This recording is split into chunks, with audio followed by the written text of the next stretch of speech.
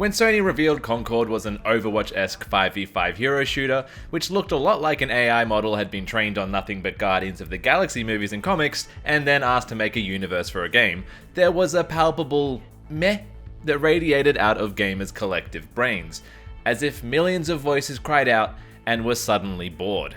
But it's never fair to judge a game by its trailer and comment section. And now we've had a chance to play a few rounds in the recent beta and have some first-hand impressions of our own. The beta kicks things off with some cutscenes where we're introduced to some of the cast and the universe. It is very Guardians-y, with the characters falling almost exactly into the same archetypes as Star-Lord and co, with a writing style and humor to match. If they disappoint her, I will hunt down these free gunners and I will speak to them very sternly. Also, one of them seems to have the hots for the spaceship.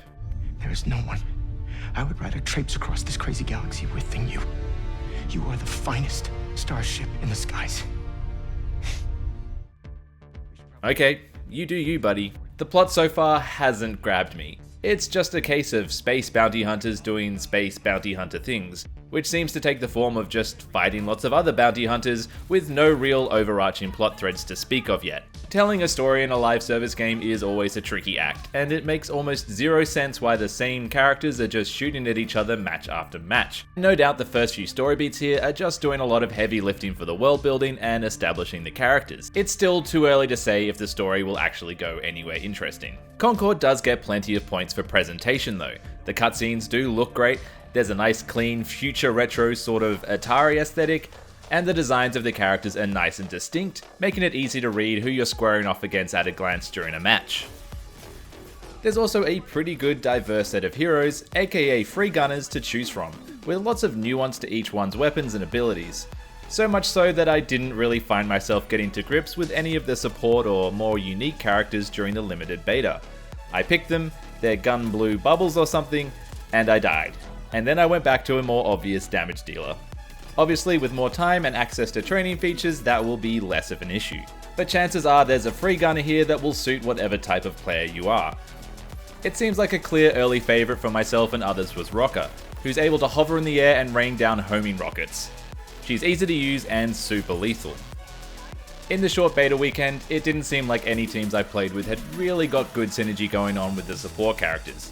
But I think there's certainly room for some interesting team dynamics and strategies to develop here.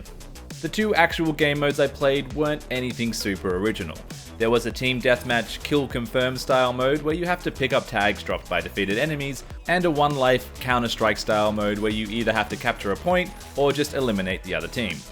Both were fun, but nothing I haven't played before. Likewise, the maps were fine, offering pretty basic 3-lane layouts with plenty of opportunities to get a good flank in, but they didn't have any particular wow factor to them or interesting quirks to write home about.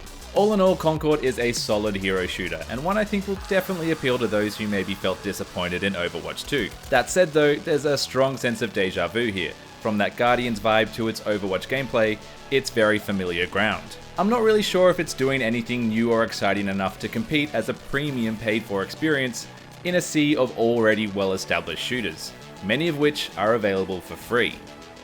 Time will tell though whether it will carve out a dedicated fanbase, or just inevitably go free to play in a year and then be shut down as the next victim in the long line of live service games to come and go. But did you play the beta? Let us know what you thought in the comments.